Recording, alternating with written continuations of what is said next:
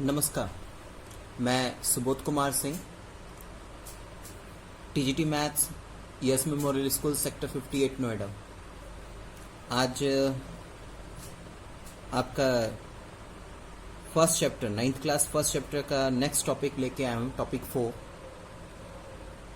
लेकिन ये जो टॉपिक हम पढ़ेंगे, ये जो थ्योरीज पढ़ेंगे, हम इसको यूज़ करेंगे एक्सरसाइज 1.1 में। एक्चुअली में एक्सरसाइज 1.4 में कोई थ्योरी नहीं थी, इसलिए मैंने अपने थ्योरी को बल्कि ना बनाते हुए मैंने सोचा कि आपको वीडियो में ही आपको क्वेश्चंस को समझा दूंगा। दो ही क्वेश्चन हैं, दोनों क्वेश्चन को मैं समझाता हूँ। दो डिफरेंट क्वेश्चंस हैं और वो समझ में आ जाएगा तो जो मैं असाइनमेंट आप लोगों को दूंगा उसके सारे क्वेश्चंस आप आराम से कर लेंगे। तो उसके लिए आप यहाँ पे देखिए, पहला क्वेश्चन आपका एक्सरसाइज 1.4 का ये है कि 3.765 को मुझे नंबर लाइन पे रिप्रेजेंट करना है। ध्यान दीजिएगा बेटा, 3.765। तो हम क्या करेंगे, हम इसको 3 स्टेप में रिप्रेजेंट करेंगे। सबसे पहले हम 3.7 रिप्रेजेंट करेंगे, फिर 3.76 रिप्रेजेंट करेंगे, फिर 3.765 रिप्रेजेंट करेंगे। अब यहाँ पे जो मैं नंबर लाइन बनाऊंगा, ठीक है, यहाँ पे जो नंबर लाइन बनाऊंगा वो मैं हाथ से बना रहा हूँ, लेकिन आप स्केल यूज करेंगे और पेंसिल यूज करेंगे। मेरी बात के, मेरे इंस्ट्रक्शंस को सारे ध्यान से सुन रहे हैं। मैं यहाँ पे पेन का और अपने हाथों का यूज करूंगा, लेकिन आप इस बात का ध्यान रखिएगा कि आपको स्केल और पेंसिल का यूज करना है, ठीक है। तो चलिए पहले 3.7 को रिप्रेजेंट करें। तो 3.7 ऑब्वियसली 3 और 4 के बीच में लाई करेगा, 3 और 4 के बीच में लाई करेगा। अब इस 3 और 4 के बीच में 10 डिवीजन होने चाहिए। तो 10 डिवीजन करने के लिए ना हम 9 मार्किंग करेंगे। तो देखिए क्या है, 1 2 3 4 5 6 7 8 9। ये जो डिस्टेंस डिक्रीजिंग और इंक्रीजिंग है ना, ये अनइक्वल इसलिए हो रहा है क्योंकि मैं हाथ से कर रहा हूँ। आप इस बात का ध्यान रखिएगा कि अपने मेजरमेंट के अकॉर्डिंगली आप स्केल से 1 सेंटीमीटर पे सारा डिवीजन ले सकते हैं। यानी कहने का क्या मतलब है कि ये 1 सेंटीमीटर, फिर ये 1 सेंटीमीटर, फिर ये 1 सेंटीमीटर, फिर ये 1 सेंटीमीटर, ऐसे करके 1 सेंटीमीटर का गैप लेके आप 9 डिवीजन, ठीक है, 9 मार्क बना सकते हैं, जिससे आपके पास 10 डिवीजन आ जाएगा।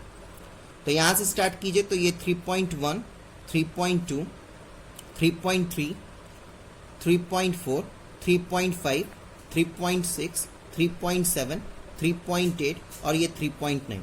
आपको पता है कि 3.9 को मैं राउंड अप करूंगा तो 4 आ जाएगा। क्लियर है बाबू?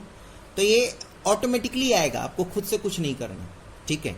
तो यानी आपको क्या रिप्रेजेंट करना था, 3.7। डन, 3.7। अब नेक्स्ट हम रिप्रेजेंट करने जा रहे हैं 3.76, ठीक है।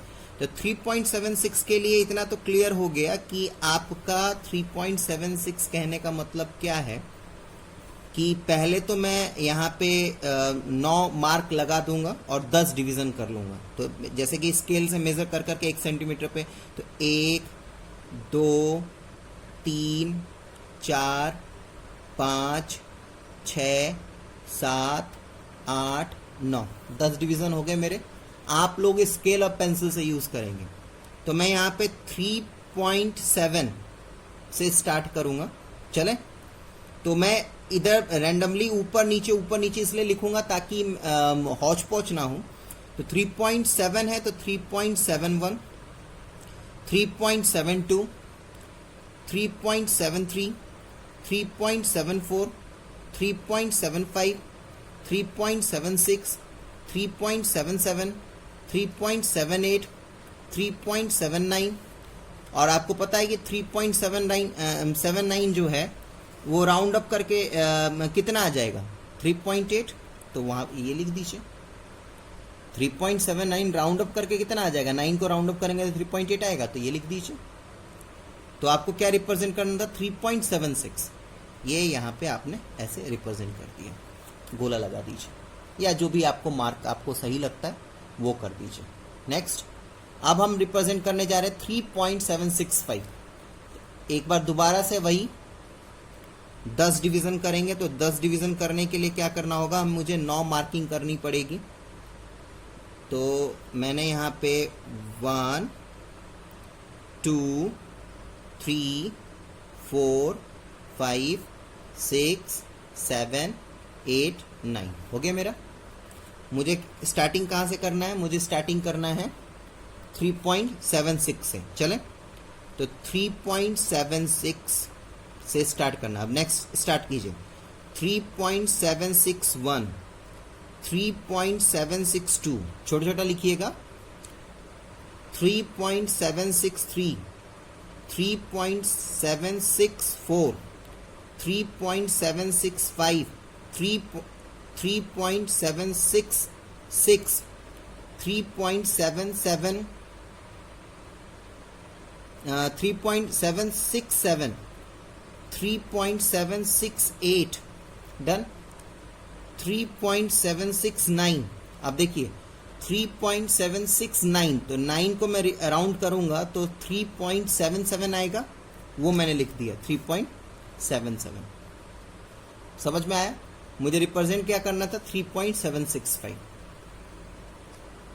ठीक है, तो इस बात का ध्यान रखिएगा कि जितने डेसिमल तक मुझे रिप्रेजेंट करना है उतना ही आपका यहाँ पे नंबर लाइन बनेगा। हर एक नंबर लाइन पे आप एक ही डेसिमल को रिप्रेजेंट करेंगे। यानी मुझे 3.765 था तो पहले मैंने 3.7 रिप्रेजेंट किया, फिर 3.76 रिप्रेजेंट किया, 3.765 रिप्रेजेंट किया।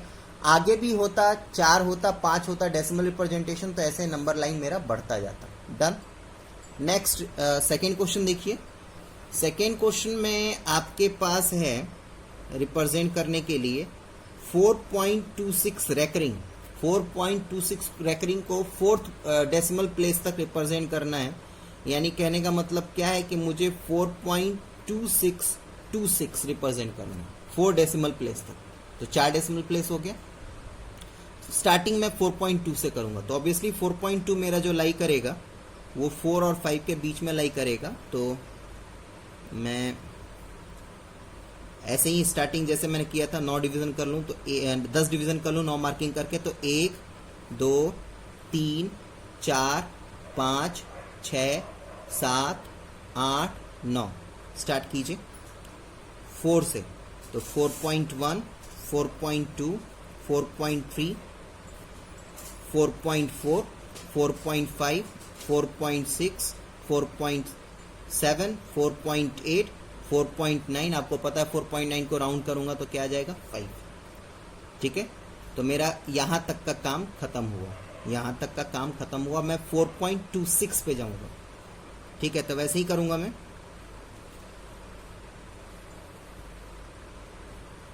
एक 2 3 4 5 6 7 8 9 चले।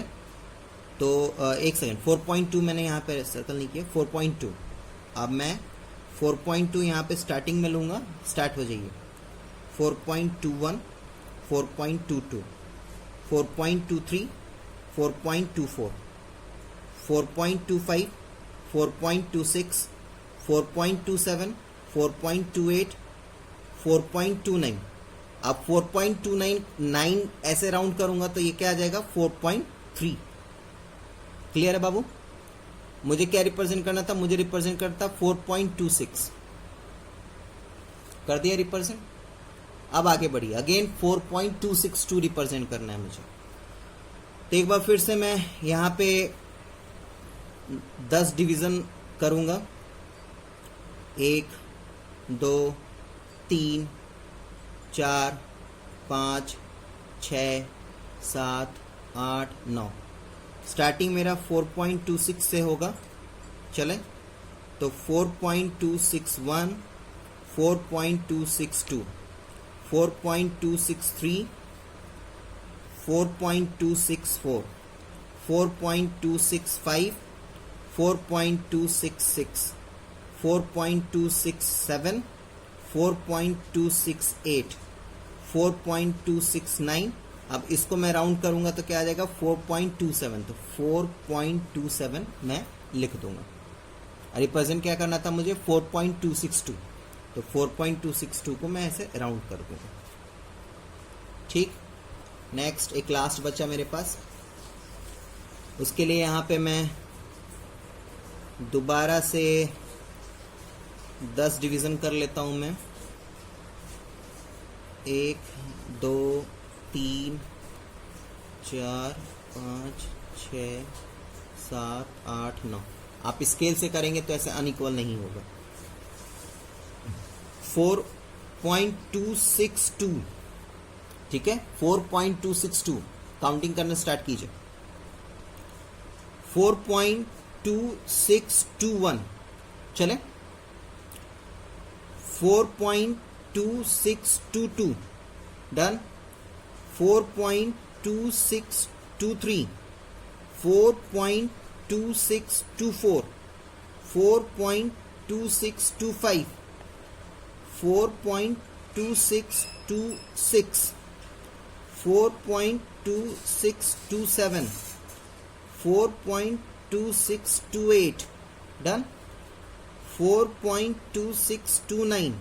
इसको राउंड करूंगा तो क्या आएगा बेटा, 4.26 राउंड करके ये आ जाएगा 4.263 डन बेटा।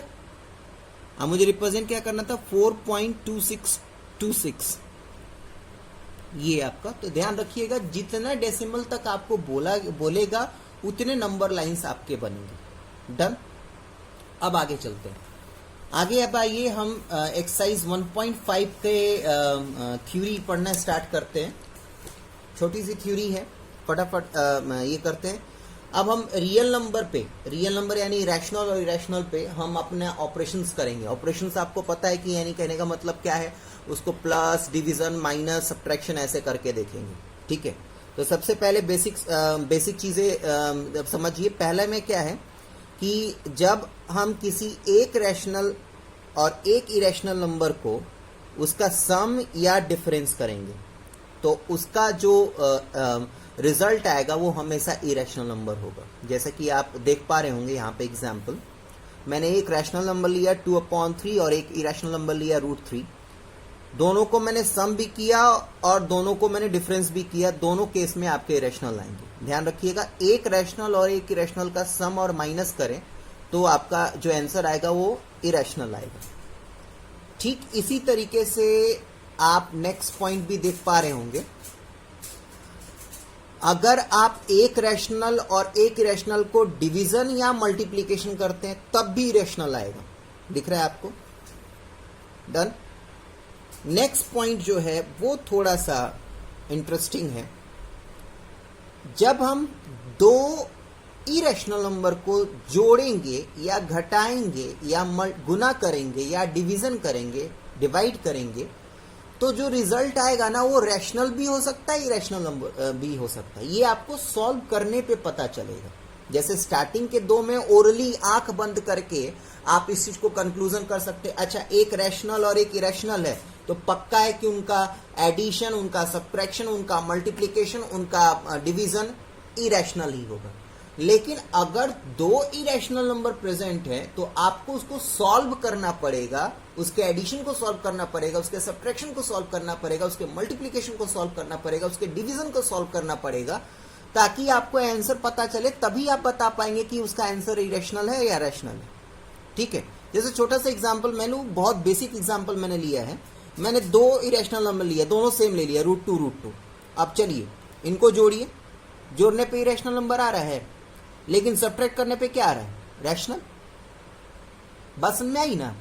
तो ये कोई डिफिनिट नहीं है कि जब दो इरेशनल नंबर को या दो इरेशनल नंबर को जोड़ेंगे, घटाएंगे, डिवीजन करेंगे या मल्टीप्लिकेशन करेंगे तो इरेशनल नंबर ही आएगा। रैशनल नंबर भी आ सकता है। दिख रहा है आपको? एक और एग्जांपल लीजिए,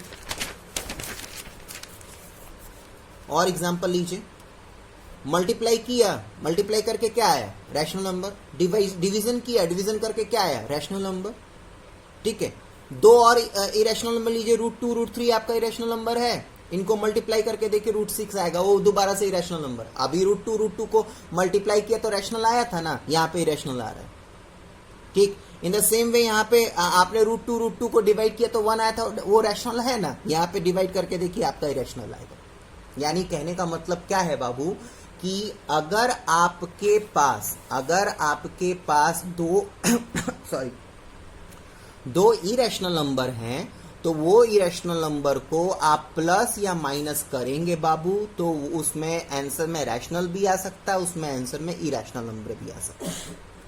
चलिए, अभी तक जो मेरे प्रीवियस वीडियो थे, सेकेंड वीडियो था मेरा, उसमें मैंने आपको √2, √3, √5 वगैरह को रिप्रेजेंट करने के लिए सिखाया था। यहाँ पे जो रिप्रेजेंटेशन है वो डेसिमल के फॉर्म में है, जैसे कि आप देख पा रहे होंगे √9.3। ये एक्चुअली में एनसीईआरटी का ही क्वेश्चन है, मैंने सोचा कि इसी को उठा लें, इसको सोल्यूशन भी एनसीईआरटी का क्वेश्चन का हो जाएगा और आपको चीजें समझ में भी आ जाएंगी। ठीक है, तो आइए मैं आपको कंस्ट्रक्शन क्लियर करूं, क्या है कंस्ट्रक्शन में। ठीक है, पहले वाले से ज्यादा इजी है ये वाला कंस्ट्रक्शन, बस थोड़ा सा आपको ध्यान रखना है। ध्यान रखिएगा, मुझे हमें रिप्रेजेंट करना है 9.3। ठीक है, क्या रिप्रेजेंट करना है? 9.3। ठीक है, तो 9.3 अगर रिप्रेजेंट करना है ना बेटा, तो मुझे यहाँ पे सबसे पहले 9.3 यूनिट क्या बोला मैंने, यूनिट का एक लाइन बनाना होगा। अब that unit can be anything, it can be centimetre, it can be inch, it can be metre. तो ऑब्वियसली 9.3 मीटर तो हम अपने कॉपी में बना नहीं सकते, तो सबसे कन्वीनियंट क्या है हमारे लिए? सेंटीमीटर स्केल, क्योंकि हमारे पास सेंटीमीटर स्केल भी है। ठीक है, तो कभी भी इस तरीके का क्वेश्चन आए तो जितना आए ना, सबसे पहले आप क्या कीजिएगा, जब भी आप स्टेटमेंट लिखेंगे ही कंस्ट्रक्शन करने के बाद, तो आंख बंद करके वहां पे जब भी एक यूनिट लीजिएगा आप 1 सेंटीमीटर ही लीजिएगा। तो ऑब्वियसली मुझे अगर 9.3 यूनिट्स अगर लेना है तो ऑब्वियसली मैं कितने का लाइन बनाऊंगा? 9.3 सेंटीमीटर। ठीक ठीक, तो चलिए कीजिए, मैं पेन यूज कर रहा हूं, आपको पता है ही, ताकि आपको आराम से कंस्ट्रक्शन दिखे। बाकी आप जब भी करेंगे सिर्फ और सिर्फ पेंसिल का, स्केल का, कंपास का और प्रोटेक्टर का यूज करेंगे।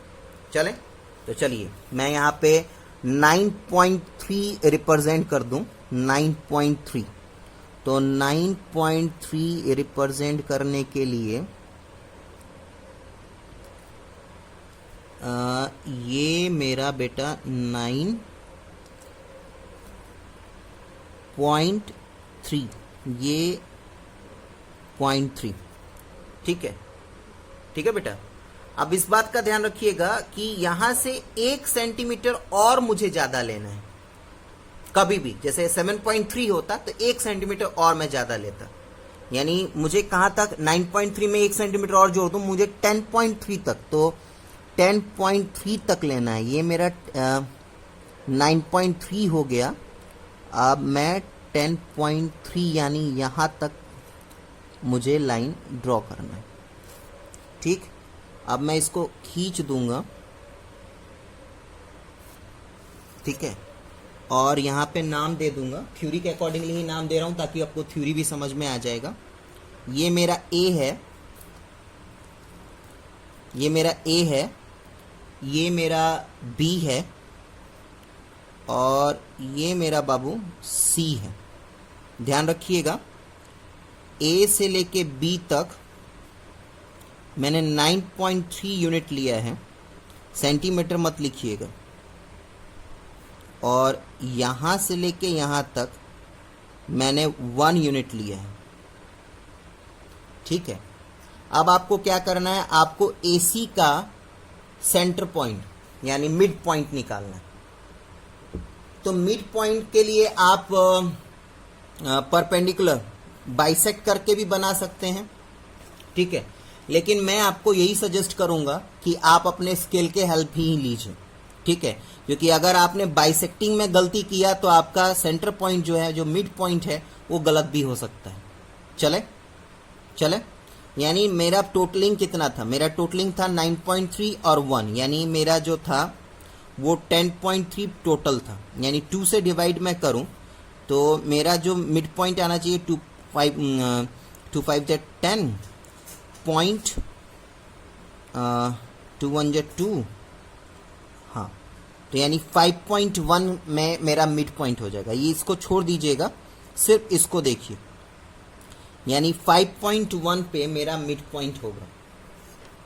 देखिए 5.1 पे मेरा मिड पॉइंट होगा 5.1, ये मेरा मिड पॉइंट। अगर बेटा ये इवन होता तो आराम से आ जाता, अगर कभी भी ऑड टाइप से आए ना तो आप ऐसे ही कीजिएगा। 9.3 में 1 जोड़िए 10.3, 2 से डिवाइड करेंगे तो ऑब्वियसली ये आ जाएगा 5.15।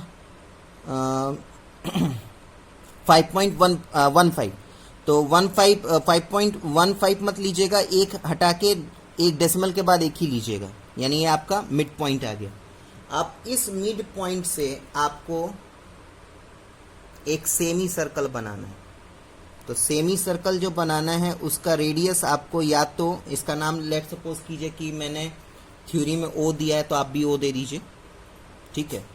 तो AO के बराबर मैं रेडियस लूंगा, आप देख पा रहे होंगे AO के बराबर मैं रेडियस लूंगा, AO के बराबर लिया, ठीक, AO के बराबर, AO या OC के बराबर, ठीक। और O पे सेंटर रख के एज्यूम करके एक सेमी सर्कल बनाऊंगा। अब सेमी सर्कल ऑब्वियसली मेरा A और C दोनों को टच करना चाहिए, ठीक है, यानी ये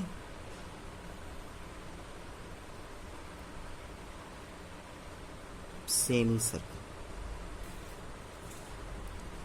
मैं पेन से बनाया हूं बेटा, आपको पता है ही, दिख ही रहा है ये कि एक पॉइंट देने पे इतना फैल जा रहा है, तो इसलिए थोड़ा सा ये यहाँ पे पीछे, यहाँ पे आगे आ गया। ऑब्वियसली ये सेमी सर्कल ये पूरा A से लेके यहाँ तक C तक आना चाहिए था। चलिए आप पेंसिल से बनाएंगे, आपका पूरा परफेक्टली बनेगा। उसके बाद आपको B पे, B दिख रहा है, B पे आपको 90 डिग्री बनाना है, B पे आपको 90 डिग्री बनाना है।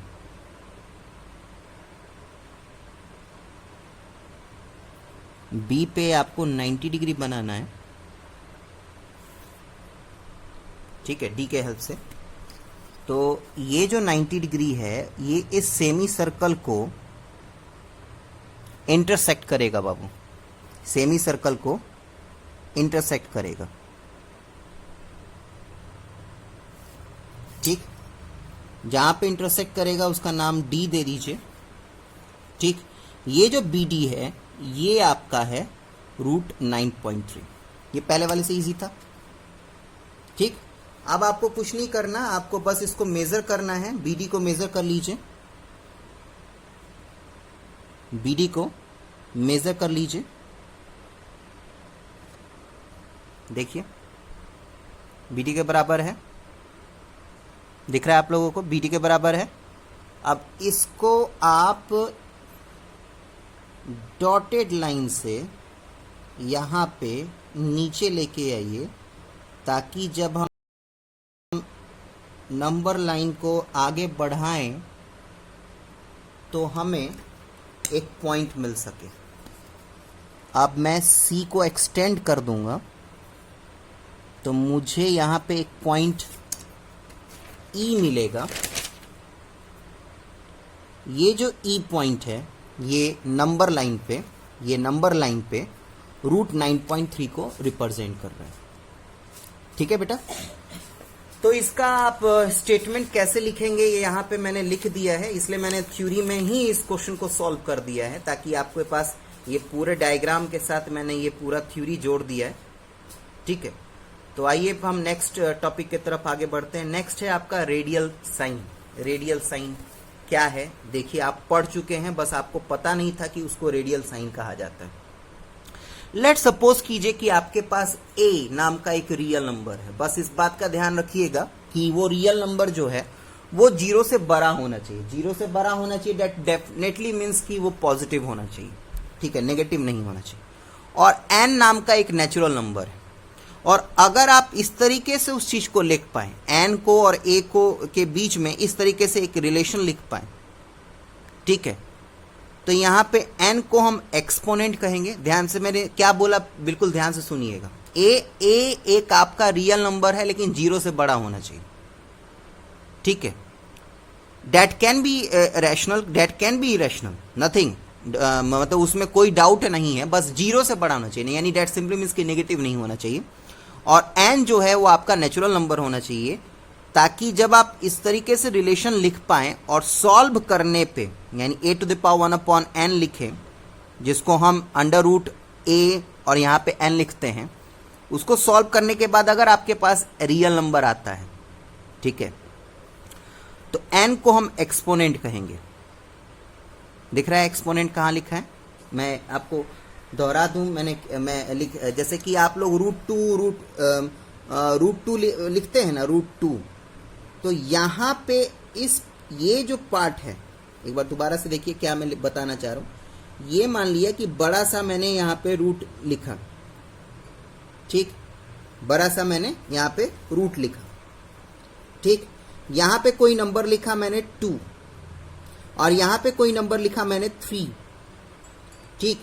तो इस रूट को ये देख पा रहे हैं ना, इस रूट को हम रेडियल साइन कहते हैं, इसको रेडियल साइन कहते हैं।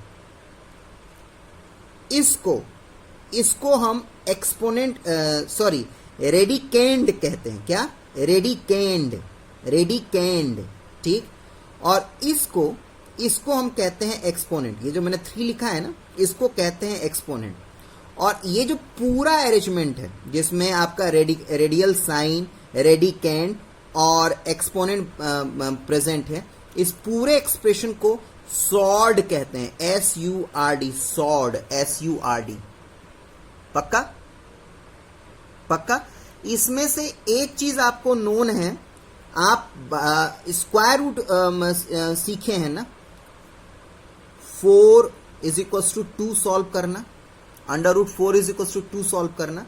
मैं इसके बारे में आपको बताऊं, जैसे कि ये रूट 4 लिखा ना मैंने, तो मैं इसको 4 होल टू द पावर 1/2 भी लिख सकता हूं। ये 1/2 ही इधर जाके रूट में कन्वर्ट होता है, ठीक है। तो यहां पे एक्चुअली में जनरली जब हम स्क्वायर रूट निकालते हैं वहां पे ये 2 लिखना जरूरी नहीं होता, लेकिन अगर यहीं पे अगर 4 1 टू द पावर 3 होता, तब आप यहां पे 4 लिखने के बाद यहां पे 3 लिखते। अगर यहां पे 4 होल टू द पावर 1/4 होता, तो यहां पे रेडिकल साइन देने के बाद आपको यहां पे 4 लिखना पड़ता। तो एक्चुअली में नॉर्मल लाइफ में ये जो रेडियल साइन है और ये जो रेडियल साइन और यहाँ पे हम जो एक्सपोनेंट 2 लिखते हैं, इसको नॉर्मल लैंग्वेज में हम ऐसे भी लिख सकते हैं और इसी को हम स्क्वायर रूट अभी तक कहते हुए आ रहे हैं। ठीक है बाबू, तो यही थ्योरी में मैंने लिखा है, अच्छे से पढ़ लीजिएगा। अब कुछ फॉर्मूला है, उस फॉर्मूले को मैं समझा दूं। वो ऑलरेडी आप लोग सॉल्व कर चुके हो, लेकिन मैं एक बार दोहरा दूं। ध्यान रखिएगा कि अगर √2 × √2 है तो इसका आंसर 2 आएगा। कैसे आएगा ये जो मैं अभी नेक्स्ट वीडियो में एक्सपोनेंट एंड पावर जब बताऊंगा ना बेटा, तो उसमें आपको एक्सप्लेन करूंगा कि क्यों आ रहा है ये चीज। ठीक है, बस इस बात का ध्यान रखिए कि ये दोनों सेम होना चाहिए। नहीं, अगर √a × √a है तो इसका आंसर a आएगा। √a × √b है तो इसका आंसर √a × b आएगा बाबू। यानी कहने का मतलब क्या है कि √2 × √3 है अगर, तो इसका आंसर 2 × 3 यानी √6 आएगा। ठीक है, in the same way √a/b है तो इसको हम √a/√b कह सकते हैं। ठीक है, √a/b है तो इसको हम √a/√b कह सकते हैं। ठीक है, एक मोस्ट इंपॉर्टेंट, ये बार बार आपको सॉल्यूशन के दौरान करना पड़ेगा। अगर आपके पास √a + √b है और √a - √b है, तो याद कीजिए छोटे क्लास का ही फॉर्मूला है ये छोटे क्लास का ही फॉर्मूला है बाबू, आप पढ़ चुके हैं। याद कीजिए, a + b × a - b पढ़े हैं। तो a + b × a - b क्या होता था? a² - b² होता है। वही काम यहां पे करेंगे, यानी ये √a² - √b² हो जाएगा। और √a² a होता है बाबू और √b² होता है b। यानी अगर ये इस टाइप का एक्सप्रेशन है तो आप डायरेक्टली a - b लिख सकते हैं। ठीक है, नेक्स्ट बात करते हैं रैशनलाइजेशन क्या होता है। Rationalization is basically the process in which the denominator of an expression in which radial sign is present is converted into rational number. और रैशनलाइजेशन करने के लिए हम दिए हुए एक्सप्रेशन का कॉन्जुगेट यूज करते हैं. क्या कहने का मतलब है कि लेट सपोज किया कि मेरे पास एक क्वेश्चन है 1/√2 + 1. तो बेटा ये इस डिनोमिनेटर से ना मुझे इस रेडियल साइन को हटाना है, इस रूट को हटाना है. इस रूट के हटाने के प्रोसेस को हम रैशनलाइजेशन करते हैं. अब रैशनलाइजेशन करने के लिए मुझे इसके कंजुगेट जो डिनोमिनेटर का कंजुगेट है, इसके कंजुगेट को न्यूमरेटर और डिनोमिनेटर से मल्टीप्लाई करना होता है. और आपको पता है ही कि a + b का कंजुगेट a - b होता है और a - b का कंजुगेट a + b होता है. ये बात ध्यान में रखिएगा बाबू. अब आइए कुछ सवाल सॉल्व करते हैं. मैं सबसे पहले जो असाइनमेंट आपको आज देने जा रहा हूं उसका क्वेश्चन मैं आपके साथ डिस्कस करूंगा. ठीक है, सबसे पहले मैं उसी क्वेश्चंस को डिस्कस करूंगा. तो हमारा जो एक्सरसाइज जो मेरा असाइनमेंट है उसका पहला जो क्वेश्चन होगा वो उसमें से मैं 2 क्वेश्चन आपको बताऊंगा. पहला क्वेश्चन में आपको कुछ क्वेश्चंस दिए हुए हैं और आपको बताना है कि उसमें रैशनल होगा या इरेशनल होगा. हाँ, तो असाइनमेंट का जो पहला क्वेश्चन है ना बेटा, उसमें क्वेश्चंस दिए हुए हैं और उसमें से देख के आपको बताना है कि रैशनल होगा या इरेशनल होगा. तो सुनिए, इसके लिए आप आंख से देख के नहीं बता सकते कि ये रैशनल है या इरेशनल. उसको लिए आपको सॉल्व करना पड़ेगा. आज क्वेश्चन नंबर 1 बता दूंगा ना, तो आप आराम से क्वेश्चन नंबर 2 और 3 कर सकते हैं. तो मैं क्वेश्चन नंबर 1 का सबसे पहले मैं सेकेंड क्वेश्चन उठाता हूँ. सेकेंड क्वेश्चन क्या है देखिएगा जरा ध्यान से. 4 + √32 + √64 -4√2.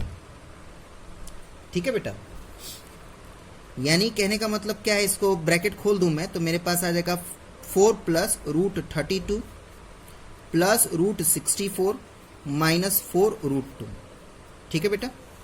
अब प्राइम फैक्टराइजेशन कर लीजिएगा. 32 का और 64 का प्राइम फैक्टराइजेशन कर लीजिएगा. ये मैं आपको इजी तरीके से बता रहा हूँ. आप अपना कुछ स्टेप्स आप कट ऑफ भी कर सकते हैं. तो प्राइम फैक्टराइजेशन जब आप 32 का करेंगे ना बेटा, तो प्राइम फैक्टराइजेशन 32 करेंगे तो उसमें 5 2 आएगा. 1 2 3 4 5. और 64 का अगर आप प्राइम फैक्टराइजेशन करते हैं तो उसमें आपका 6 2 आएगा. 1 2 3 4 5 6 -4√2. अब आपको पता है कि स्क्वायर रूट में पेयर से एक नंबर बाहर निकलता है, यानी यहाँ पे क्या बाहर निकलेगा, 2 और 2 यानी 4√2 प्लस, और इसमें से 1 2 3 बाहर आएगा, यानी आपके पास आ जाएगा 8 -4√2. तो -4√2 और +4√2 कैंसिल हो जाएगा बेटा. आंसर आपका 12 आएगा. रैशनल है तो आप कह सकते हैं कि ये नंबर रैशनल है. ठीक है, ठीक है. तो सेकंड क्वेश्चन मैंने बता दिया. एक फर्स्ट क्वेश्चन लीजिए. फर्स्ट क्वेश्चन देखिए, 7 + 2√3 है ना. तो ये बस देखने से ही लग रहा है here 7 is a rational and 2√3 is a irrational. That simply means कि when we sum the rational and irrational, whatever the answer which we will get is irrational. तो आंख बंद करके आप कह सकते हैं कि ये इरेशनल नंबर होगा. ठीक है. ऐसे ही क्वेश्चन नंबर आप 2 और 3 सॉल्व कीजिएगा. बाकी अगर नहीं आता है तो मैं बताऊंगा आपके साथ. क्वेश्चन नंबर 4 आपका वही नंबर लाइन पर रिप्रेजेंटेशन है, आराम से कीजिएगा. मैंने डिस्कस कर ही रखा है, अभी अभी आपको रूट 9.3 सिखाया मैंने. आइए क्वेश्चन नंबर 5 के तरफ चलते हैं. क्वेश्चन नंबर 5 में आपके लिए क्वेश्चन नंबर 3 सॉल्व करूंगा. क्वेश्चन नंबर 5 में मैं आपके लिए क्वेश्चन नंबर 3 सॉल्व करूंगा. तो क्वेश्चन नंबर 3 क्या है, पहले मैं उसको लिख लूं सफाई से. क्वेश्चन नंबर 3 है √2/3 प्लस √3/2 इंटू √2 प्लस √3. ठीक है बेटा. तो आप क्या करेंगे, इसको सेपरेट कर लेंगे, यानी √2 √3 प्लस √3 √2 √2 प्लस √3। ठीक है बाबू। उसके बाद आप जैसे करते हैं दिस इंटू फुल दिस, और इसको इस पूरे से मल्टीप्लाई कर देते हैं, तो √2 upon √3 into √2 plus √3 plus √3 upon √2 into √2 plus √3। ठीक है बेटा, आगे बढ़िए। तो मल्टीप्लाई कीजिए तो √2 2 हो जाएगा। याद कीजिए अभी बताया था √a इंटू रूट ए होता है ना, तो √2 इंटू √2 2 हो जाएगा, √2 इंटू √3 √6 हो जाएगा अपॉन √3 प्लस √3 इंटू √2 √6 हो जाएगा, और √3 3 हो जाएगा अपॉन √2। ठीक है, सबको सेपरेट कर लेते हैं, तो ये हो जाएगा 2 upon √3 plus √6 upon √3 plus √6 upon √2 plus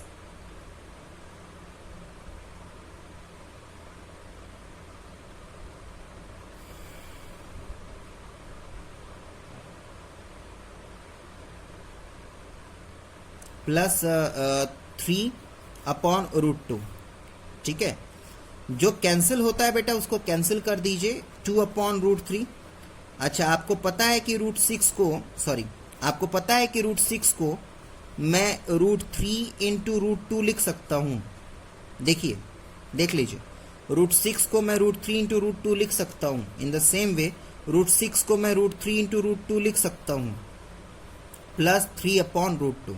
तो आपको पता है रूट से √3 कट जाएगा, √2 से √2 कट जाएगा, यानी आपके पास क्या आंसर आएगा, 2 upon √2 plus √2 plus √3 plus 3 upon √2। ठीक है, तो जो कैंसिल होगा बेटा कैंसिल करना, नहीं होगा तो कोई बात नहीं। ठीक है, चलिए 6 क्वेश्चन की तरफ चलें। 6 का मैं आपको 6 का थर्ड बताऊंगा। रैशनलाइजेशन है, बहुत इंपॉर्टेंट है। जब तक आप मैथ्स पढ़ेंगे तब तक रैशनलाइजेशन पढ़ेंगे बेटा, इस बात का ध्यान रखिएगा। तो 6 क्वेश्चन की तरफ चलिए।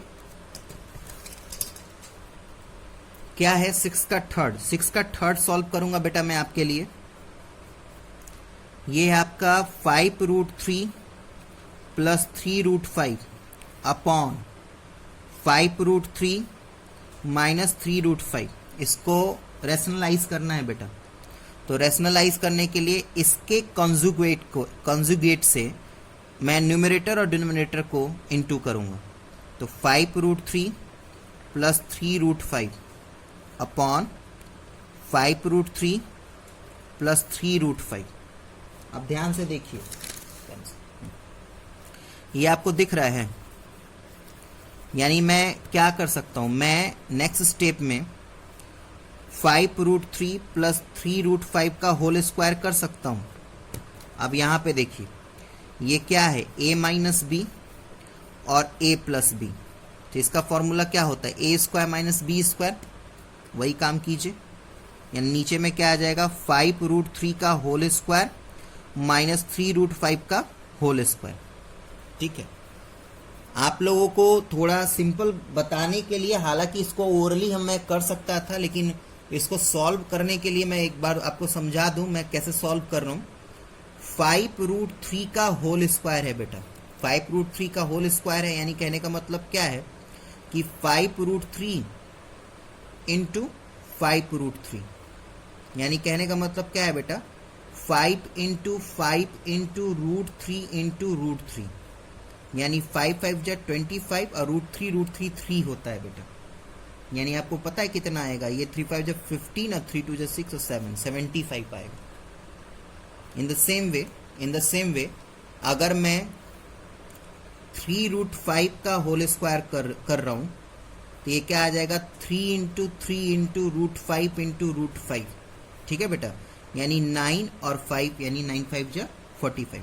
तो ये रेड पेन वाला सिर्फ आपको समझाने के लिए किया, आप मेन सोल्यूशन में इसको मत मानिएगा।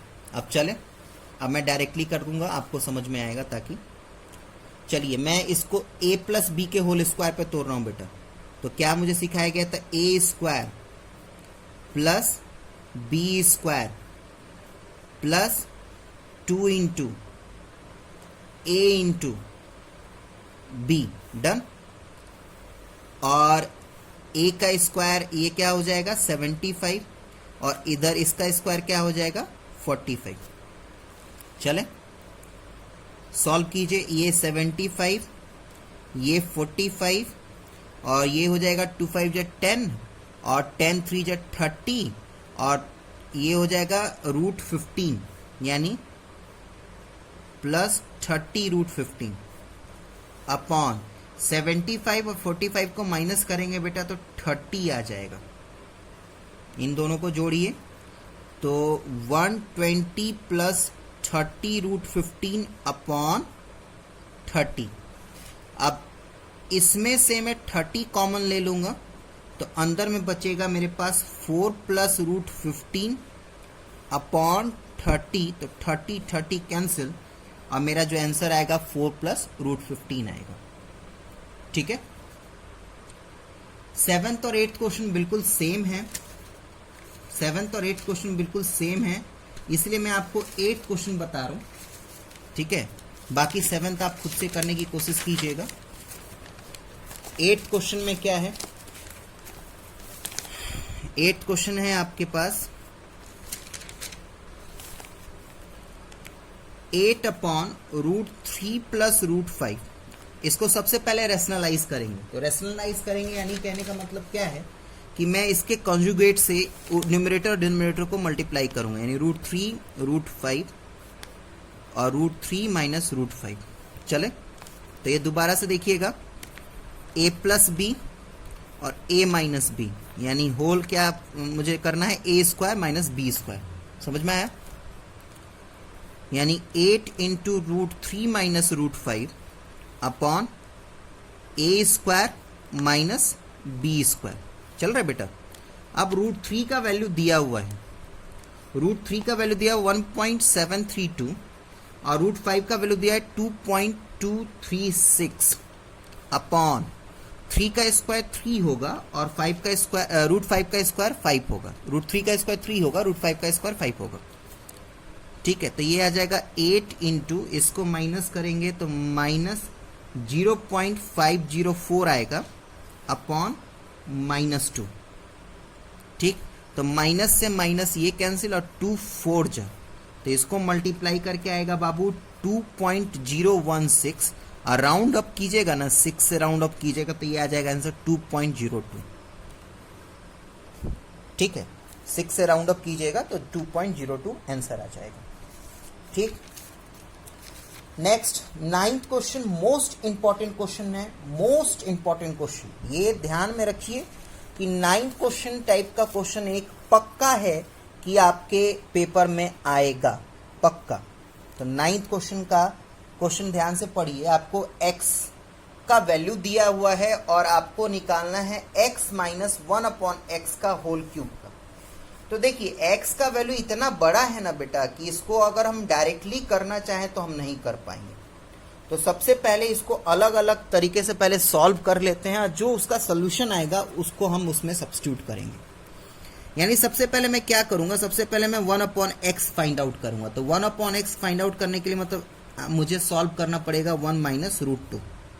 तो रेशनलाइज कीजिए तो 1/1 - √2, 1 - √2, 1 - √2, सॉरी इसका कंजुगेट 1 + √2, 1 + √2। डन, आगे बढ़िए। यानी ये आ जाएगा बेटा 1 + √2 अपॉन 1 का स्क्वायर - √2 का स्क्वायर। चलेगा, a - b, a + b।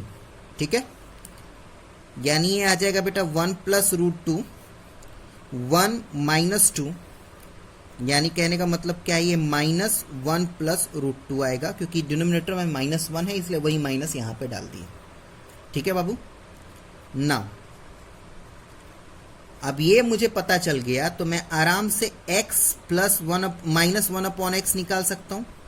तो x मेरा है 1 - √2 और 1/x क्या है, 1/x है मेरा -1 + √2। देखिएगा, ठीक है, यानी कहने का मतलब क्या है बेटा, देखिए आगे बढ़िए। तो ये आ जाएगा बेटा 1 - √2, ये माइनस माइनस प्लस, यानी ब्रैकेट ओपन करेंगे तो +1 प्लस √2, तो √2 कैंसिल हो जाएगा, यानी इसको सॉल्व करके आ रहा है आपके पास 2। अब ऑब्वियसली इसको सॉल्व करके अगर आपके पास आ रहा है 2, तो x - 1/x का होल क्यूब यानी 2 का क्यूब यानी 8। ध्यान रखिएगा, इस तरीके से अगर आप सॉल्व करेंगे तो ये क्वेश्चन इजी है, ठीक है। लेकिन इस टाइप का क्वेश्चन आप ध्यान रखिएगा, पेपर में जरूर आएगा, ठीक है। 10th में आपको मैं 10th में क्वेश्चन नंबर 4 बताता हूँ। 10th भी बहुत इंपॉर्टेंट क्वेश्चन है, ठीक है, बहुत ही ज़्यादा इंपॉर्टेंट क्वेश्चन है 10th का। आप देखिए 4th क्वेश्चन। 4th क्वेश्चन है आपका √2 + √3 upon 3√2 - 2√3 is equals to a + b √6, ठीक है बेटा। √2 + √3 3√2 - 2√3 is equals to a + b। तो सबसे पहले मैं LHS लूंगा। On taking LHS we have, सबसे पहले LHS लेते हैं। तो √2 + √3 अपॉन 3√2 - 2√3 और रेशनलाइज कर देते हैं, तो 3√2 + 2√3 अपॉन 3√2 + 2√3। चले, तो ऊपर के सॉल्व करने के लिए मैं क्या करूंगा, √2 3√2 + 2√3 प्लस √3 3√2 + 2√3 अपॉन, और ये मेरा आ जाएगा a - b a + b यानी a² - b², यानी 3√2 का होल स्क्वायर माइनस 2√3 का होल स्क्वायर।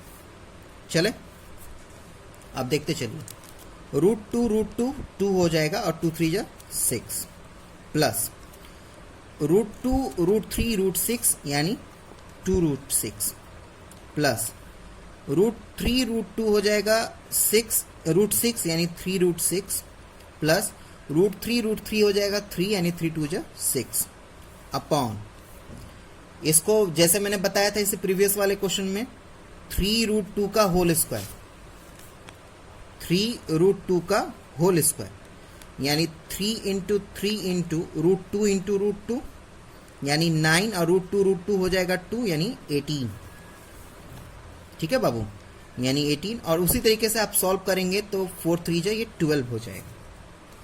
डन, आगे बढ़िए। तो ये आ जाएगा बेटा 6 6 12 प्लस और 3 और 2 5√6 अपॉन 6, ठीक। इसको फर्दर सॉल्व करेंगे तो 12/6 प्लस 5/6 √6 है, यानी ये सॉल्व करके आ जाएगा 2 + 5/6 √6, ठीक है बेटा। अब इसको RHS से इक्वेट कीजिए, इसी चीज को RHS से इक्वेट कीजिए।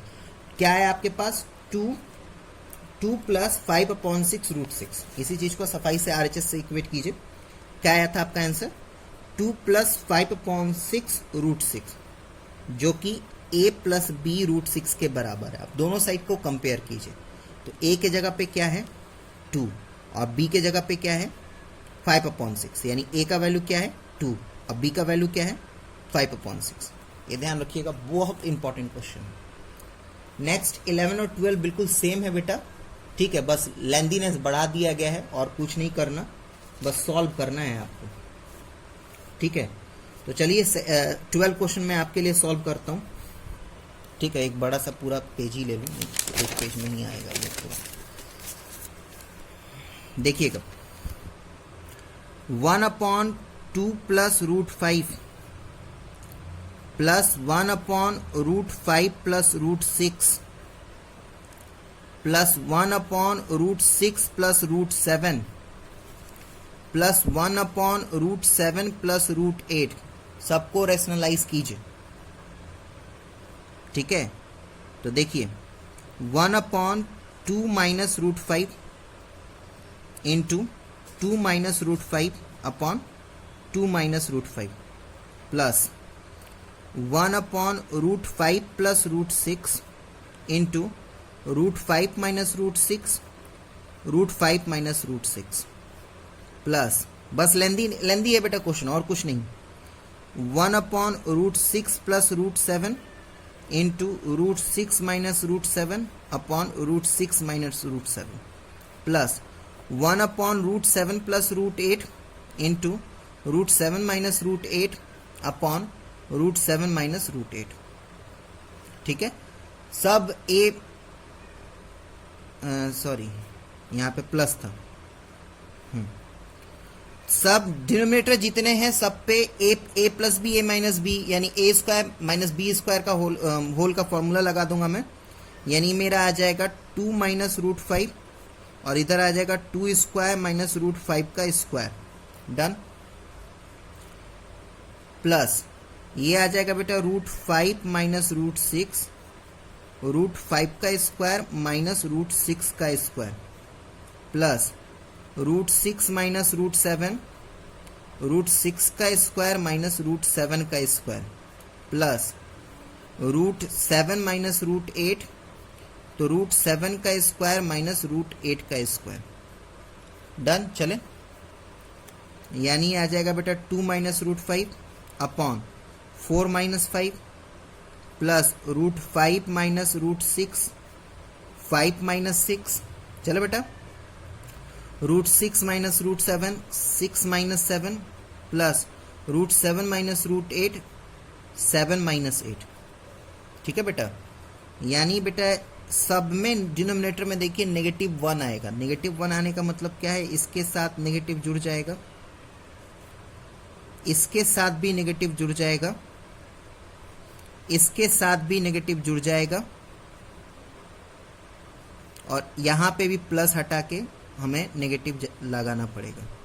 आप सबका ब्रैकेट ओपन कीजिए तो -2 plus √5 minus √5 plus √6 minus √6 plus √7 minus √7 plus √8।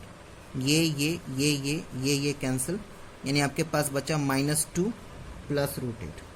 यही आपका आंसर।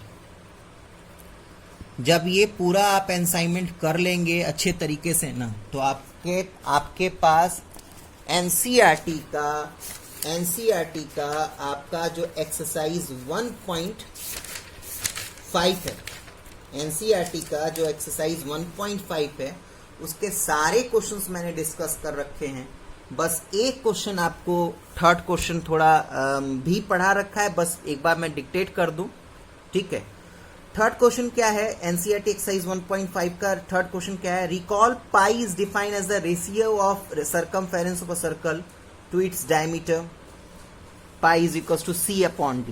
ठीक है, पाई का वैल्यू हम लोग जब हम उसका सॉल्व करते थे, पाई का वैल्यू जब हम सॉल्व करते थे उसमें मेंसुरेशन में, तो हम लोग रैशनल नंबर की तरह उसको ट्रीट करते थे 22/7।